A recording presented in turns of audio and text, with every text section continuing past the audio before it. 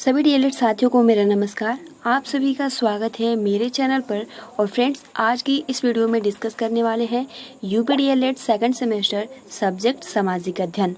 और फ्रेंड्स, आप सभी को हम सबसे पहले ये इन्फॉर्मेशन शेयर कर दें, ये जितने भी वस्तुनिष्ठ प्रश्न हैं यानी ऑब्जेक्टिव टाइप क्वेश्चन हैं, ये हम पवन सीरीज से बिल्कुल शुरुआत से डिस्कस कर रहे हैं। और देखिए फ्रेंड्स, सबसे पहले मैं आप सभी को बता दूं जो पैटर्न रहता है, क्योंकि आपने ये पहले बहुविकल्पीय प्रश्न आपके साथ हमने डिस्कस नहीं किया है, ठीक है। तो इसलिए सबसे पहले तो हम क्वेश्चन आंसर आप सभी के साथ डिस्कस करेंगे और लास्ट में आप सभी को आंसर करना होगा। ये जो तरीका होता है बहुत ही बेस्ट तरीका होता है और ये बहुत ही आसानी के साथ याद भी हो जाता है। तो चलिए फ्रेंड्स, शुरू करते हैं। सबसे पहले मैं आप सभी को ये बता दूं कि इस क्लास की जो टाइमिंग होती है रात के 10 बजे होती है। पहले फर्स्ट सेमेस्टर की क्लासेस चलती थी, लेकिन अब फर्स्ट सेमेस्टर प्रमोट, या आप कह सकते हो कि अगर सेकंड सेमेस्टर में आपके मार्क्स ज़्यादा आते हैं तो आपको फर्स्ट सेमेस्टर में मार्क्स ज़्यादा मिलेंगे। तो जहाँ तक संभव हो सके जो आप अपनी तैयारी है बहुत ही अच्छे से स्टार्ट कर दीजिए। तो चलिए फ्रेंड्स, शुरू करते हैं। वीडियो को लाइक कर दीजिए और ज़्यादा से ज़्यादा अपने फ्रेंड्स मित्रों को शेयर कर दीजिए, जितने भी डीएलएड प्रशिक्षु हैं 2019 बैच के। तो चलिए शुरू करते हैं।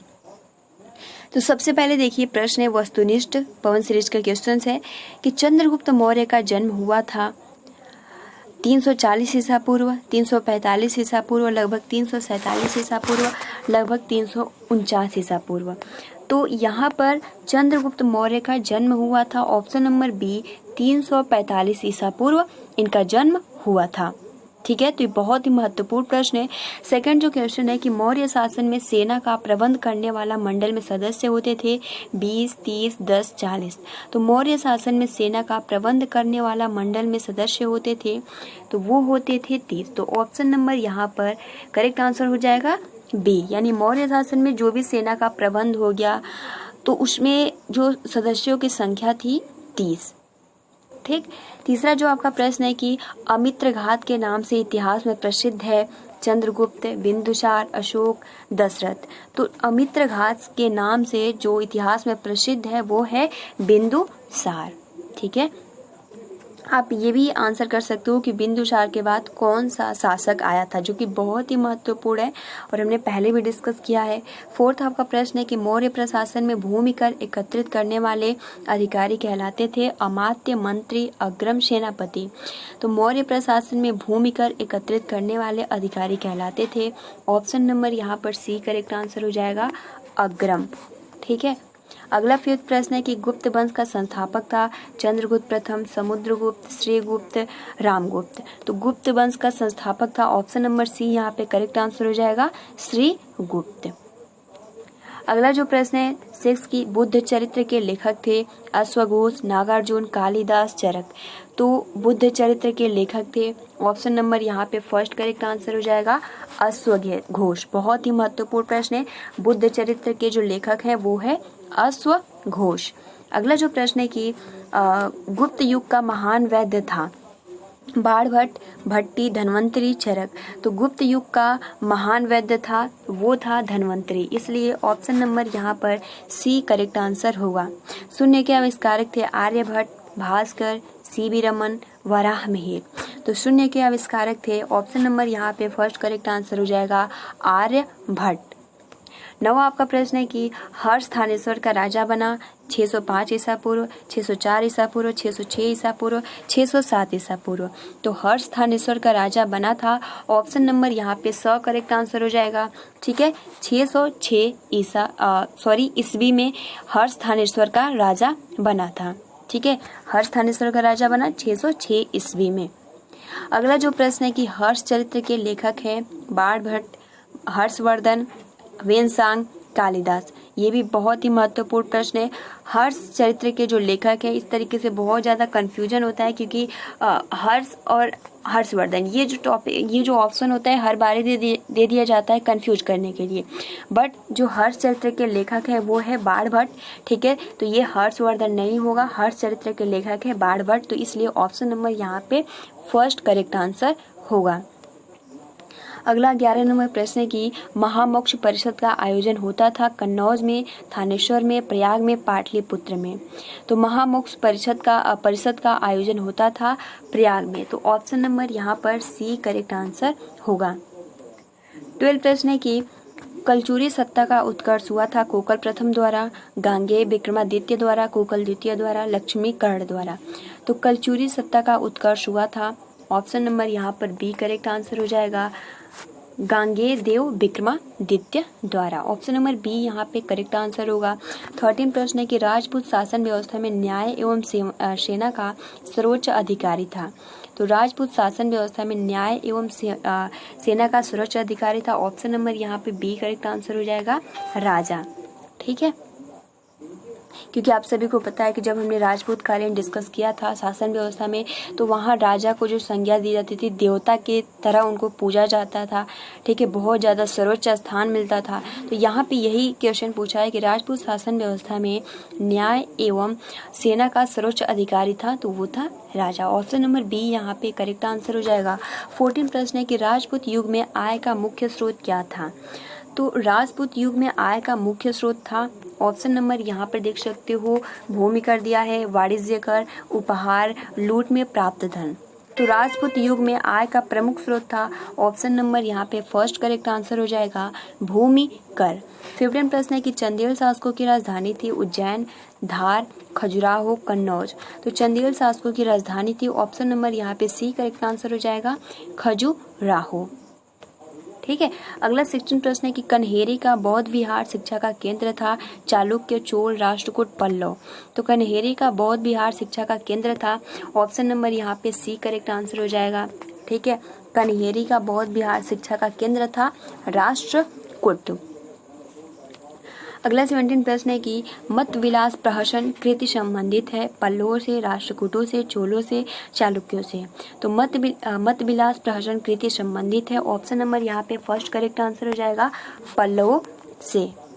अगला 18 नंबर प्रश्न है कि रत्न मालिका के लेखक है जिनसेन, अमोघ वर्ष, रन्ना, दंडिन। तो रत्न मालिका के लेखक है, ऑप्शन नंबर यहाँ पे फर्स्ट करेक्ट आंसर हो जाएगा, जिनसेन। तो फ्रेंड्स, ये 18 क्वेश्चन अभी डिस्कस करते हैं। अब आप शुरुआत से इसका आंसर कर सकते हो। ठीक है, तो चलिए फ्रेंड्स शुरू करते हैं। और फ्रेंड्स, आप सभी को जो टाइमिंग दी जाएगी, मात्र 3 सेकेंड की टाइमिंग दी जाएगी, ज़्यादा नहीं, मात्र 3 सेकेंड की टाइमिंग दी जाएगी और आप इसका आंसर बहुत ही आसानी के साथ कर सकते हो। और इस तरीके से अगर आप बहुविकल्पीय प्रश्न अगर रिवीजन करते हो तो बहुत ही बेस्ट रहता है। सबसे पहले तो एक बार ये आंसर देख लो, उसके बाद 2 मिनट का टाइम दीजिए, 5 मिनट का टाइम दीजिए और एक बार फिर से बिना देखे आप आंसर करोगे तो बहुत ही आसानी के साथ याद हो जाता है। तो चलिए शुरू करते हैं। तो सबसे पहले आप देख सकते हो, इसमें जो सबसे पहला प्रश्न है कि चंद्रगुप्त मौर्य का जन्म हुआ था। ऑप्शन ए लगभग 340 ईसा पूर्व, ऑप्शन बी लगभग 345 ईसा पूर्व, ऑप्शन सी लगभग 347 ईसा पूर्व, ऑप्शन डी लगभग 349 ईसा पूर्व। तो फ्रेंड्स, आप सभी को आंसर करना है। बिल्कुल सही फ्रेंड्स, आप सभी का आंसर बिल्कुल सही है। चंद्रगुप्त मौर्य का जन्म जो हुआ था लगभग 345 ईसा पूर्व, इसलिए ऑप्शन नंबर यहाँ पर हमारा बी बिल्कुल सही करेक्ट आंसर है। ठीक है, और आप सभी का आंसर यहाँ पर बिल्कुल ही करेक्ट है। सेकंड जो क्वेश्चन है कि मौर्य शासन में सेना का प्रबंध करने वाले मंडल में सदस्य होते हैं 20, 30, 10, 40। तो जो मौर्य शासन काल था, ठीक है, उसमें जो भी सेना का प्रबंध कि किस तरीके से सेना का प्रबंध किया जाए, उसके लिए जो मंडल, यानी जो मंडल में जो सदस्यों की संख्या थी, उसकी संख्या कितनी थी। बिल्कुल सही फ्रेंड्स, ऑप्शन नंबर यहाँ पर बी करेक्ट आंसर हो जाएगा। जस्ट अभी हमने डिस्कस किया कि मौर्य शासन में सेना का प्रबंध करने वाले मंडल में जो सदस्यों की संख्या होती थी वो होती थी 30। तीसरा जो प्रश्न है कि अमित्र घात के नाम से इतिहास में प्रसिद्ध है। तो अमित्र घात के नाम से इतिहास में प्रसिद्ध है चंद्रगुप्त, बिंदुसार, अशोक, दशरथ। तो अमित्र घात के नाम से इतिहास में प्रसिद्ध है, इसका आंसर आप सभी को करना है। बिल्कुल सही फ्रेंड्स, अमित्र घात के नाम से इतिहास में प्रसिद्ध है वो है बिंदुसार। ऑप्शन नंबर हमारा बी करेक्ट आंसर होगा। अगला जो प्रश्न है कि मौर्य शासन में भूमि कर एकत्रित करने वाले अधिकारी कहलाता था अमात्य, मंत्री, अग्रम, सेनापति। तो मौर्य प्रशासन में जो भी भूमि कर को एकत्रित करते थे उस अधिकारी को हम क्या कहते थे। बिल्कुल सही फ्रेंड्स। मौर्य प्रशासन में भूमि कर एकत्रित करने वाले अधिकारी को कहा जाता था अग्रम। तो इसलिए यह भी बहुत ही महत्वपूर्ण है। कभी दे देगा कि अग्रम किस शासन काल से संबंधित है, तो मौर्य प्रशासन से। इनका क्या वर्क था, तो भूमि कर जो एकत्रित करते थे उन अधिकारी को कहा जाता था अग्रम। ठीक है, अग्रम। अगला 5th प्रश्न है कि गुप्त वंश का संस्थापक था चंद्रगुप्त प्रथम, समुद्रगुप्त, श्रीगुप्त, रामगुप्त। तो गुप्त वंश का संस्थापक था, कौन था गुप्त वंश का संस्थापक? बिल्कुल सही फ्रेंड्स, गुप्त वंश का जो संस्थापक था, बिल्कुल सही। ऑप्शन नंबर यहाँ पे सी करेक्ट आंसर हो जाएगा, श्रीगुप्त। 6 प्रश्न की बुद्ध चरित्र के लेखक हैं अश्वघोष, नागार्जुन, कालिदास, चरक। तो बुद्ध चरित्र के लेखक थे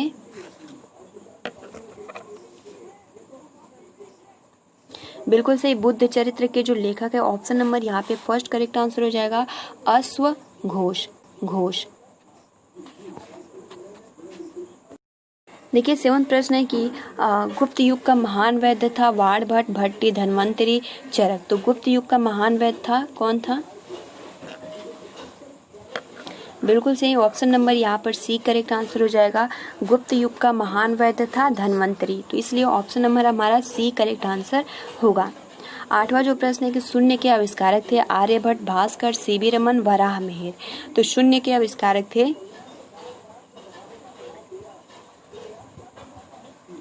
बिल्कुल सही, शून्य के आविष्कारक थे। ऑप्शन नंबर यहाँ पर हमारा फर्स्ट करेक्ट आंसर हो जाएगा, आर्यभट्ट। 9वां प्रश्न है कि हर्ष थानेश्वर का राजा बना 605 ईस्वी, 604 ईस्वी, 606 ईस्वी, 607 ईस्वी। तो जो हर्ष था थानेश्वर का राजा कब बना था?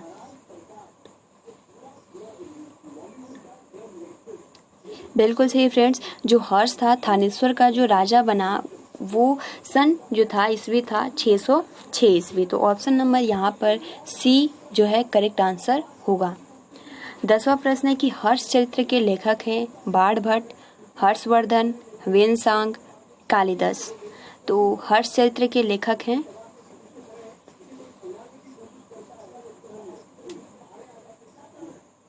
बिल्कुल सही फ्रेंड्स, हर्ष चरित्र के लेखक जो हैं वो हैं बाणभट्ट। ऑप्शन नंबर यहाँ पर फर्स्ट करेक्ट आंसर हो जाएगा, बाणभट्ट। 11 नंबर प्रश्न है कि महामोक्ष परिषद का आयोजन होता था कन्नौज में, थानेश्वर में, प्रयाग में, पाटलिपुत्र में। तो महामोक्ष परिषद का आयोजन होता था बिल्कुल सही फ्रेंड्स, महामोक्ष परिषद का आयोजन होता था। ऑप्शन नंबर यहाँ पर सी करेक्ट आंसर हो जाएगा, प्रयाग में। 12 प्रश्न है कि कलचुरी सत्ता का उत्कर्ष हुआ था कोकल प्रथम द्वारा, गांगेय विक्रम द्वारा, कोकल द्वितीय द्वारा, लक्ष्मी कर्ण द्वारा। तो कलचुरी सत्ता का उत्कर्ष हुआ, बिल्कुल महत्वपूर्ण ये प्रश्न है और बहुत ही आसानी के साथ आंसर कर सकते हो आप सभी। बिल्कुल सही फ्रेंड्स, कलचुरी सत्ता का उत्कर्ष हुआ था। ऑप्शन नंबर यहाँ पर बी करेक्ट आंसर हो जाएगा, गांगेय देव विक्रमादित्य के द्वारा कलचुरी सत्ता का उत्कर्ष हुआ था। 13 प्रश्न है कि राजपूत शासन व्यवस्था में न्याय एवं सेना का सर्वोच्च अधिकारी था, क्या सेनापति था या फिर राजा था या फिर सामंत थे या फिर मंत्री थे? तो राजपूत शासन व्यवस्था में न्याय एवं, और आप सभी को ये भी पता है कि सामंत का स्थान बहुत ज़्यादा बढ़ गया था राजपूत कालीन में। तो यहाँ पर जो क्वेश्चन पूछ रहा है कि राजपूत शासन व्यवस्था में न्याय एवं सेना का सर्वोच्च अधिकारी था, बिल्कुल सही, यहाँ पर option number B correct answer हो जाएगा, राजा। 14 प्रश्न है कि राजपूत युग में आय का मुख्य स्रोत क्या था? भूमिकर, वाणिज्यकार, उपहार, लूट में प्राप्त धन। तो राजपूत युग में आय का मुख्य स्रोत था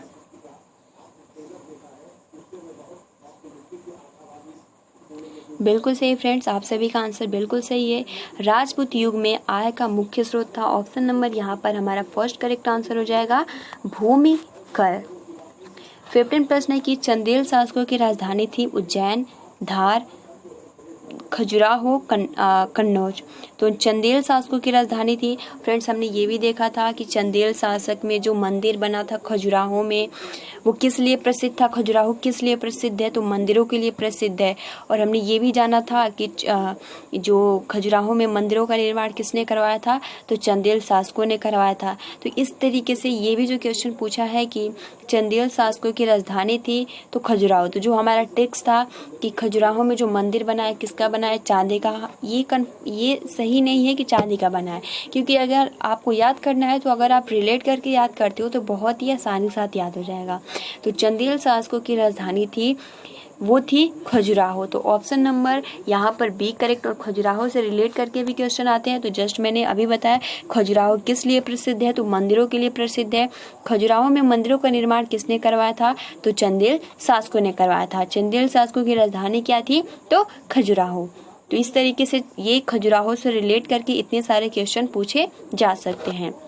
सेकंड प्रश्न है कि कन्हेरी का बौद्ध बिहार शिक्षा का केंद्र था? चालुक्य, चोल, राष्ट्रकूट, पल्लव। तो कन्हेरी का बौद्ध बिहार शिक्षा का केंद्र था, बिल्कुल सही। ऑप्शन नंबर यहाँ पर सी करेक्ट आंसर हो जाएगा, राष्ट्रकूट। यानी कन्हेरी का बौद्ध बिहार शिक्षा का केंद्र था राष्ट्रकूट। 17 प्रश्न है कि मत विलास प्रहसन कृति संबंधित है पल्लवों से, राष्ट्रकूटों से, चोलों से, चालुक्यों से। तो मत विलास प्रहसन कृति संबंधित है किनसे? बिल्कुल सही फ्रेंड्स, यहाँ पर आप सभी का आंसर बिल्कुल सही है। मत विलास प्रहसन जो कृति संबंधित है वो पल्लवों से संबंधित है, इसलिए ऑप्शन नंबर हमारा फर्स्ट यहाँ पे करेक्ट आंसर होगा। 18 प्रश्न है कि रत्नमालिका के लेखक है जिनसेन, अमोघवर्ष, रन्ना, दंडिन। तो फ्रेंड्स, ये आप सभी के लिए क्वेश्चन है, इसका आंसर आप कमेंट्स बॉक्स में कर सकते हो, ठीक है। तो फ्रेंड्स, ये जितने भी क्वेश्चन थे सामाजिक अध्ययन यानी सोशल साइंस, सोशल स्टडी के बहुत ही महत्वपूर्ण है। और 18 क्वेश्चन आई थिंक इसमें से एक या दो क्वेश्चन तो पूछ ही सकता है, ठीक, क्योंकि आप सभी को पता है जो आपका सामाजिक अध्ययन है ये 50 नंबर का होता है और जो बहुविकल्पीय प्रश्नों की संख्या होती है वो होती है 15, ठीक। तो आप इसको याद कर सकते हो बहुत ही आसानी से, आई थिंक याद भी हो गया होगा। और जो PDF है मैं जस्ट अभी टेलीग्राम पे शेयर कर दूंगी, आप सभी को परेशान होने की बिल्कुल भी आवश्यकता नहीं है। टेलीग्राम से जुड़ने के लिए सिंपल आप सभी को प्ले स्टोर का लिंक, सबसे पहले तो प्ले स्टोर से आपको टेलीग्राम का ऐप डाउनलोड करना होगा, ठीक है। और उसके बाद सिंपल आप सभी को सर्च करना है अपडेट विद काजल, जो इस चैनल का लोगो है सेम टेलीग्राम चैनल का लोगो है, या फिर आप सिंपल लिंक पे क्लिक करके आपको कमेंट्स बॉक्स या फिर डिस्क्रिप्शन बॉक्स में लिंक मिल जाएगा, आप वहां से क्लिक करके जुड़ सकते हो। तो फ्रेंड्स, आज के लिए इतना ही। वीडियो को लाइक कर दीजिए और ज़्यादा से ज़्यादा अपने फ्रेंड्स मित्रों को ज़रूर शेयर करें। तो आप सभी को जो प्रिपरेशन है वो बहुत ही बेस्ट रहे, आप अच्छा मार्क्स लाए, ठीक है। थैंक्स फॉर वॉचिंग और आप सभी को मेरी तरफ से शुभ रात्रि, good night, have a sweet dreams.